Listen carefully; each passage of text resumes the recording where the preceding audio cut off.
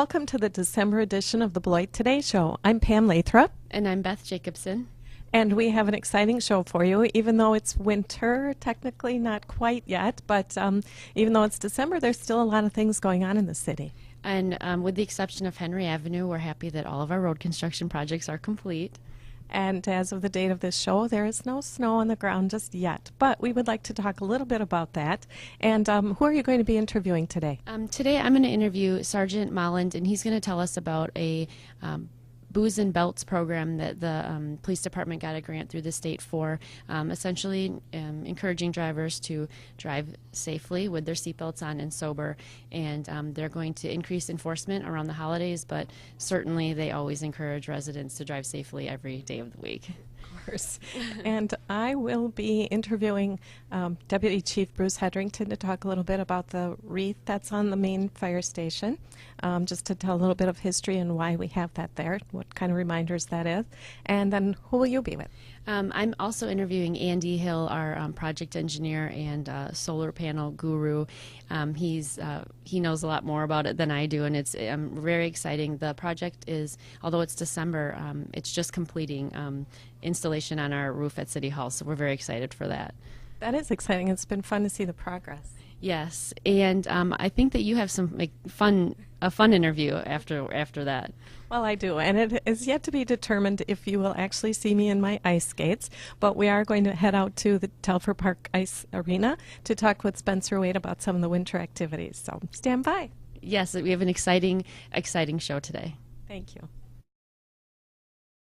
Hi, I'm here with Sergeant Molland, and we're going to talk about the program that we have going on December 9th through the 17th.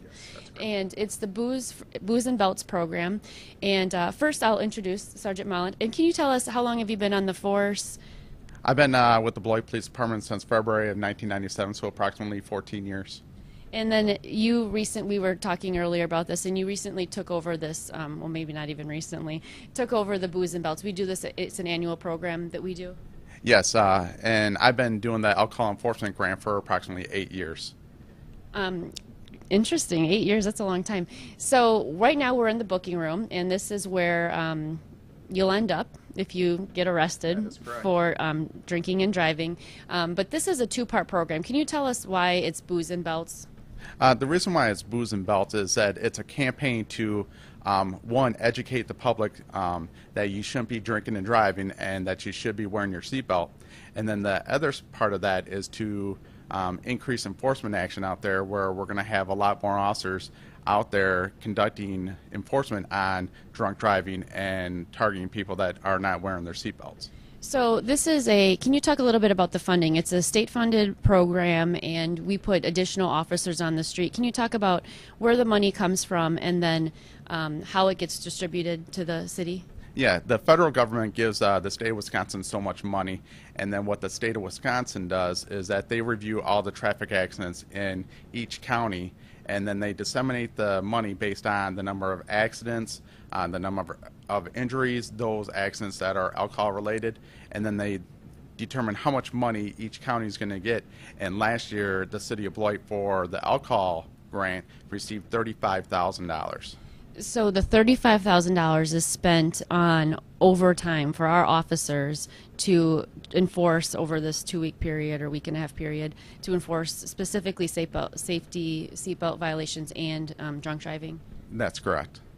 And so how many, well, we have officers on the street, and then is this a third shift thing, or is it all the whole day, or how does this work? It's mainly on a third shift thing, typically during the night when most drunk driving occurs, and we have to have at least 3 officers out there. It's called what the state calls high visibility enforcement. Everybody in the entire state works December 9th through the 17th, and so in the entire state, everyone's going to be working those days and increasing the enforcement action, and that's why they call it high visibility enforcement, to really educate the public and really try to decrease the number of deaths that we have in the state.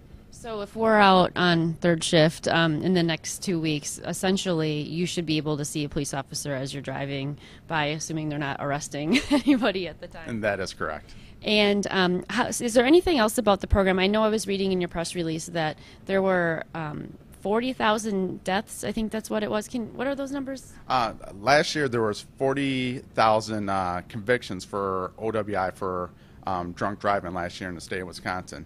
As far as traffic accidents, there was 220 people that lost their lives because of alcohol-related deaths. And there was 3,500 people that actually got injured because of alcohol-related deaths. And the goal of the state of Wisconsin is to try to have what they call zero in Wisconsin. They want a goal of having 0 deaths for alcohol-related injuries. And that's what our ultimate goal is. So let me just repeat that. There were 40,000 people arrested for drunk driving in the state of Wisconsin in 2010. Yes. And is this something that you guys see on third shift frequently? This is something that motorists should be aware of. I assume there's a spike in the holiday season. How does that work? Yeah, during the holiday season, there always seems to be an increase, and that's one of the reasons why it's a 2-part program: the enforcement aspect and also the media relation aspect, to get it out to the public, to remind them, hey, don't drink and drive, and also wear your seatbelt, to try to decrease those tragic things that happen during the holidays.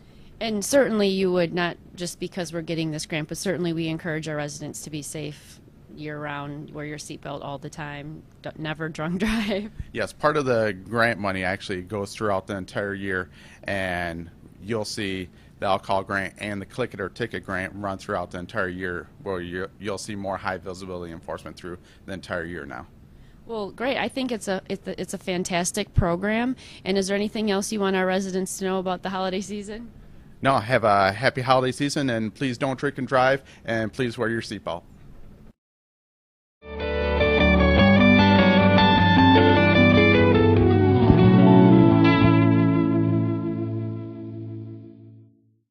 I'm here at the Beloit Fire Department today with Deputy Chief Bruce Hedrington.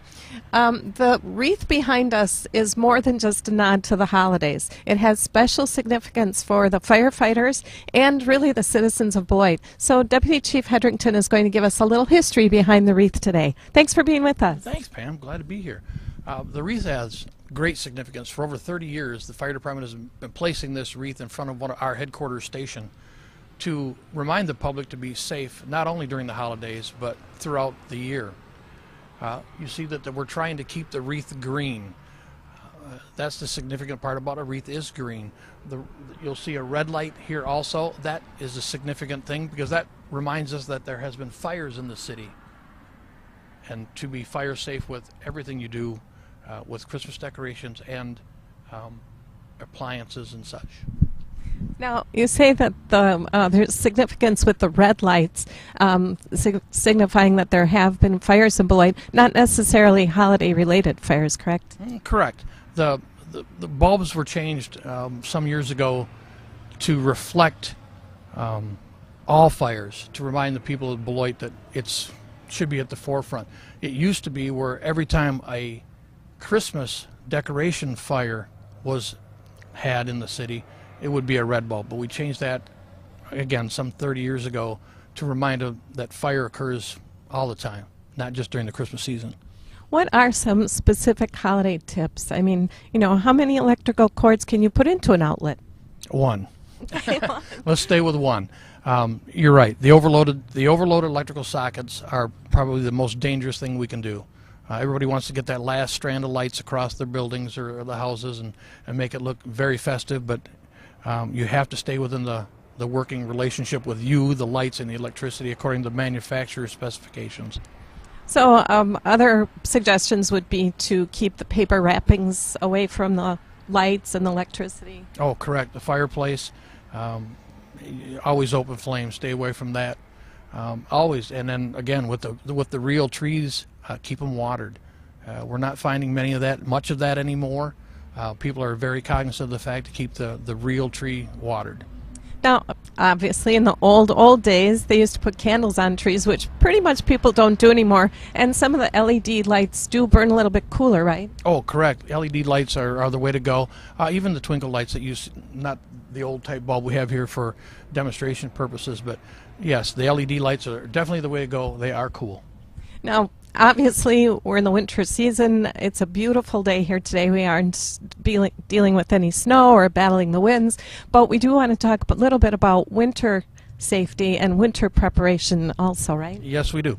I think the people of Beloit and the state line area do remember last February when we got a pretty good significant snowfall, and there are times where fire, rescue, and law enforcement cannot get to you because of the weather, and you need to be prepared. You need to have 2 or 3 cases of water at your home. You need to have a secondary source of heat, whether it be a fireplace or something of that nature, and blankets. If you're caught out on the road during that storm, you need to be prepared to keep yourself warm again. We might not be able to get to you. You might be on your own for quite some time. And you'd also want to have some fresh batteries in your flashlights. And if you haven't checked your smoke detector, when we changed time recently, you want to check the batteries in that smoke detector as well. Correct. Smoke detector and your carbon monoxide detectors, very important tools. The Department of Public Works often issues snow emergencies, and that would just remind people to get their cars off the road. What happens when a fire truck can't get through because there's cars on the road and the snow plows haven't been through? It's a problem. Even if the plows have been through, and our DPW is very, very cognizant of the fact to open the roads for us, is that the constant snowfalls and the plowing build up snow on the roads, or they put you farther back from the curb, which lessens our lane of travel. So if you can get your cars off the street, it would be very much appreciated for your sake and maybe your neighbor's sake, that we can get there in a great amount of time. Thank you. Now, I know that you handed me a nice brochure of winter weather preparedness. This happens to be from the state of Illinois. Will this be available somewhere that people could download it or look at it? Sure. I'm sure that Ready Wisconsin at wisconsin.gov, readywisconsin.gov has got the same type of stuff. It's from a FEMA document. I just happen to be on the Illinois website to get that. So, yes, either Illinois Emergency Management or Wisconsin Emergency Management will have these online. Well, thank you very much, Thank you. Deputy Chief, and we hope that everyone stays safe this holiday season. Yes, Merry Christmas. Hi, I'm here with Andy Hill, our project engineer, and Andy is one of my friends at the city. He's on our sustainability committee, which we're changing the name to the Green Team because it's cute. And Andy is actually taking the lead on our solar project at City Hall. So he's sort of the brains behind it, and sometimes I get the pleasure of speaking to people, but this is Andy. Now everyone can see him on TV. And Andy is really the expert at the city with the solar photovoltaic project that we have on the roof. So Andy, tell us, how long have you been with the city and lived here and worked here, and what's your story? I've been with the city of Beloit since 1996. I spend most of my time working on street improvement projects and sanitary sewer projects, but occasionally I do get the off-the-wall thing like the solar panel project and renewable energy, and I do take an interest in that. And I think some people, we can talk about how the solar panels work, but let's just talk a little bit about, is Beloit a good place for solar panels? I know today it's December and it's not very sunny. What's the story with solar panels in the Midwest?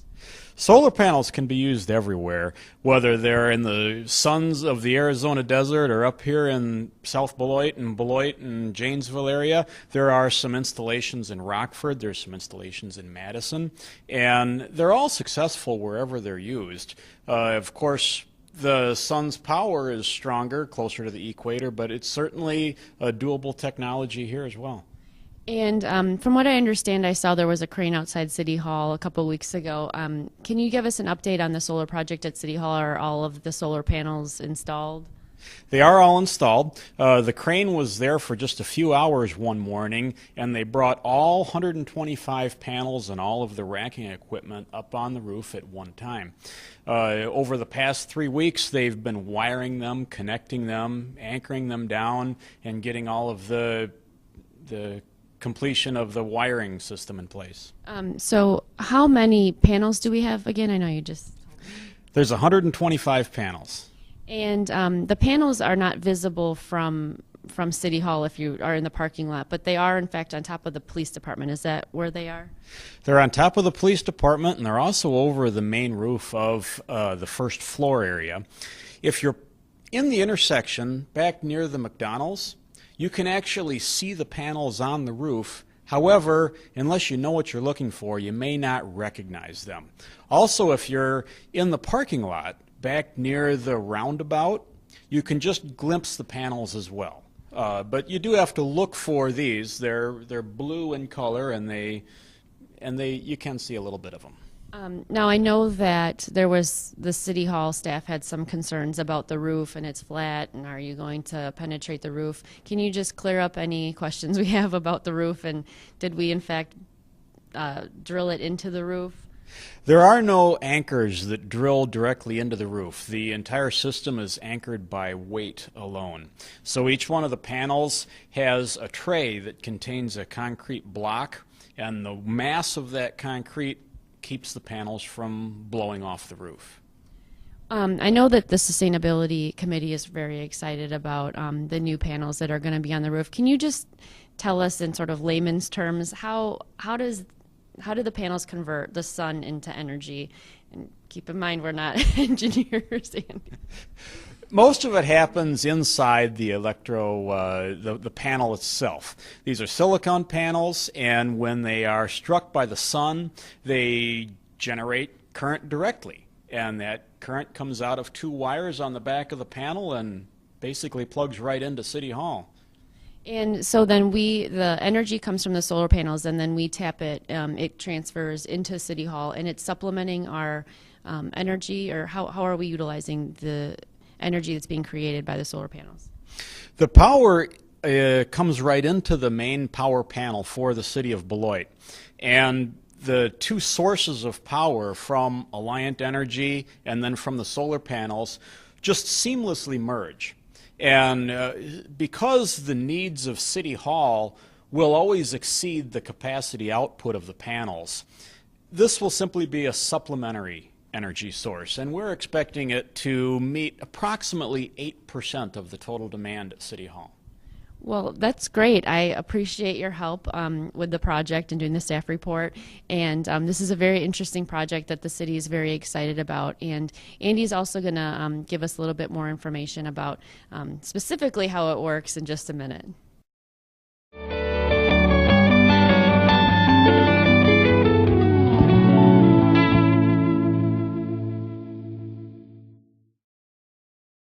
The sun's energy strikes the panels, which are sharp 240-watt solar modules. They're made in Memphis, Tennessee. The photons that strike the panel liberate electrons, which move as direct current to the N-phase M250 inverter. That's a product that's also made in the United States in Petaluma, California. That converts the direct current from the panel into 208-volt alternating current. Goes into a junction box where all 125 panels feed together to create three-phase 208-volt alternating current, which is exactly what is needed at City Hall. There's a safety disconnect switch so that if there were ever any kind of emergency and the panels needed to be disconnected from the rest of the power supply, or if there was a fire on the roof, or for whatever reason you wanted to shut the panels down, you can turn them off that way. The power then goes into a system monitor made by Envoy, also made in the United States. And that device sends the production data to the internet. And anyone can log on to this website that's shown here, and there will be a link to that website on the city's main page, so we'll be able to click on that and see how we're performing. And then the power, of course, goes to City Hall. Just do 30 seconds or less on the graph.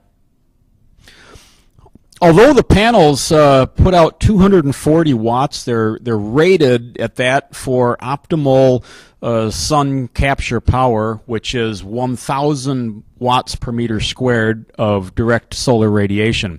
Here in Beloit, we actually only receive a peak of 969 watts per meter squared, and over the course of a year, this is a timeline on the bottom of how many hours that we receive. And as you can see, about half the year is less than is less than 200 watts per meter squared. But certainly for half the year, and we peak in probably the middle of July when we receive the most sunlight. Spencer Wade is here with me at the Telfer Park Ice Rink, and we've just finished a little turn around the rink just to check out the ice. It's great, isn't it? It's a lot of fun. It's a great way to get some physical activity and shows what we can do out on the ice. Well, I'm no Peggy Fleming, so I'm not going to be showing anybody what I can do on the ice beyond fall down. But Spencer has a couple things to tell us about today, about some of the winter activities that we have to look forward to. And we do have a couple of special skates coming up, right? Yeah, that's correct. The ice arena opened up in October, and we're in the month of December already. And we have a public skate schedule of Friday nights from 7 to 10 and Saturdays and Sundays from 2 to 4. And so families, kids, adults come out and skate around. We have music. And then every month we have a special skate, normally themed around holidays, which our next one will be Friday, December 16th, where we have a DJ that comes out and plays music. We do different games on the ice for prizes and just a nice way to celebrate the holidays and get the kids out here and the families and do something different during the winter. Now that skate is called the Yuletide Glide, and I think you have a special if you bring a canned good, right? Yep. Every one of our special skates we do a canned good for a free skate rental, and so it works out good for us as far as the ice arena and then as well as Caritas when we take them to. Oh, that's great. You have a couple other things coming up in the month of December. Yeah, new this year, we've partnered with Paddle and Trail, and we're looking forward to our first snowshoeing event down at Riverside Park. And so we're going to do that on Friday, December 30th, right before New Year's Eve. And it's going to be from 5 to 8 p.m. Paddle and Trail is going to have the snowshoes down there that you can try out for a minimal cost, and we'll have hot chocolate, and we're also going to have a bonfire down there that we can sit around and get warm. Well, that sounds fun. Will the path be lit? Yeah, well, it's going to be lit by the natural lighting that's out there as far as the light poles go. Hopefully we'll have some snow, but it's December, so it can happen whenever. That's true. This is very true. You also have to talk about the sledding hill and a couple things going on in January. I mean, there's just a ton of things going on. Yeah, there's always something to do during the winter. The sled hill is up on Olympian Boulevard, and that'll open up as soon as we get enough snow to cover the hill. And as many years in the past, the kids frequent that place quite heavily, and it's a good way to go out and have some fun and see how far you can sled down the hill and how fast you can sled. Can we still ice skate at the lagoon? Yep, we've done that the last couple of years, and actually we actually open up the warming house down there, and we sell hot chocolate for people that are down there to kind of keep them warm, and for parents just to sit in the warming house and watch their kids out on the ice. But obviously that's very weather dependent, and our park supervisor will make that call when it's appropriate for us to allow people out there to skate. Now, how about some indoor activities? Do you have some basketball registrations coming up? Yep, basketball is just around the corner. We start, I think it's January 4th, I think will be our first game, but our registration deadline is December 30th. Registration for new and returning teams is $290 for the season, and they get 7 games plus a single elimination tournament at the end of the year. Are you in the midst of volleyball right now, or is that starting? Yep, we're just about halfway done with volleyball, and so we had a great turnout for teams this year again. Awesome. Do you have any other events that you want to tell us about, some things that we have to look forward to? Yeah, we have our annual Winterfest activities coming up January 27th through the 29th, so if people are looking for warming activities to do, watch for the flyers and publications that will be coming on in the near future. And definitely, as always, you can check out the city's website. There's information and links and phone numbers. So please get involved and have a good time this winter. Thanks, Spencer. Thank you.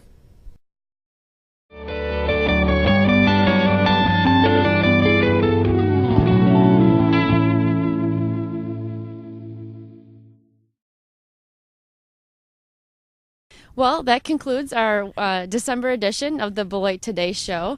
It looks like Pam found some snow for us. I did. I couldn't conclude the show without a little bit of snow. Did you have fun ice skating today at Telfer Park? I did. And might I add that your reindeer ears are quite fetching. Oh, thank you. I also am admiring your antlers. Well, we had a great show today. We have a lot going on even in December. As always, the police department encourages everyone to drive safe around the holidays. And if you're looking for something to do, it sounds like there's a lot of things going on with Parks and Rec. Absolutely. And we also just wanted to remind people that although there might not be snow on the ground today, it's coming. Be sure of that. And, we do have to ask you to respect the snowplow drivers, and when there's a snow emergency, where can they find the information? When there's a snow emergency, it'll be posted on our website, and also you can check WCLO is usually the fastest to get stuff up if there's a snow emergency. But be sensible. If there's 3 inches or more of snow, it's likely that we're going to issue a snow emergency. So Public Works just simply asks that you try to park your cars off the city streets. If you are looking for approved parking lots, we also have that information available on our website. And our snowplow drivers are getting geared up for the winter season. Yes, they've already been through the snowplow rodeo, so they are seasoned and ready to go. So as always, we want to thank our staff for helping us with the show today, and thank Dave and Steve for helping us film. And is there anything else you want to say? No, I just want to say thanks to all our guests and happy holidays. Happy holidays.